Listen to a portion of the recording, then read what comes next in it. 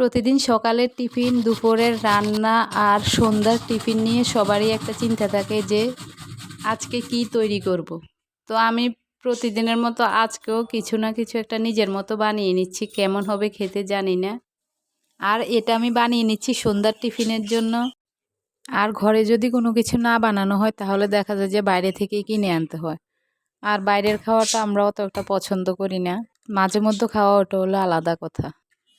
তো সন্ধ্যার টিফিন কিন্তু সবসময় আমার করা লাগে না, মাঝে মধ্যে আমার মেয়েও করে, যার কারণে আমি অনেক সময় বেঁচে যাই।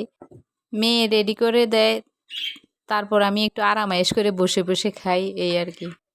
জানি না আজকের এটা কেমন হবে, সব রেডি করছি আর মনে মনে শুধু ভাবছি খেতে না জানি কেমন হয়, না জানি জিনিসগুলো নাই খাওয়া হয়।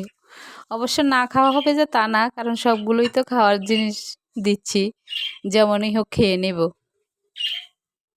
আমি এতে দিয়ে দিয়েছি 2টো আলু, একটু ময়দা, একটা ডিম, লবণ, চিনি, আর সাথে চাইলে আরও কিছু অ্যাড করা যেত, তো আমি আর কিছুই অ্যাড করিনি, এগুলোই দিয়ে দিয়েছি। তো এগুলো সব একসাথে মাখিয়ে নিচ্ছি।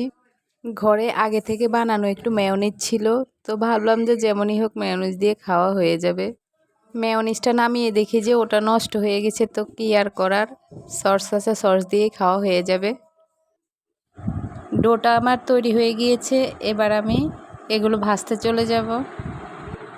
বিড়ালটার কথা তো তোমাদেরকে বলেইছি, ও দরজাটা খুললেই হলো শুধু ঘরে চলে আসে আর ম্যাও ম্যাও শুরু করে। তো কিছু খাবার দিলে পরে খায়, তারপর চুলার কাছে বসে থাকে, মনে হয় যেন ওকে আমরা পালি।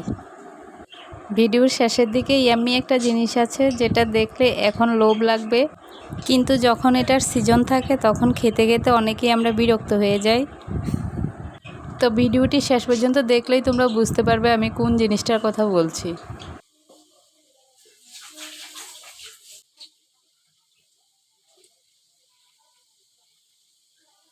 আমার পকোড়াগুলো ভাজা প্রায় হয়ে এসেছে, তো এগুলো নিয়ে নিয়েছি, সাথে নিয়ে নিয়েছি সস। যেহেতু মেয়োনিজটা নষ্ট হয়ে গিয়েছে তো সস দিয়ে খেয়ে নিতে হবে। তো অবশেষে চলে আসলো যে জিনিসটার কথা তোমাদেরকে মাঝখানে বলেছিলাম, সেই জিনিসটা এখন দেখে কার কার লোভ লাগছে।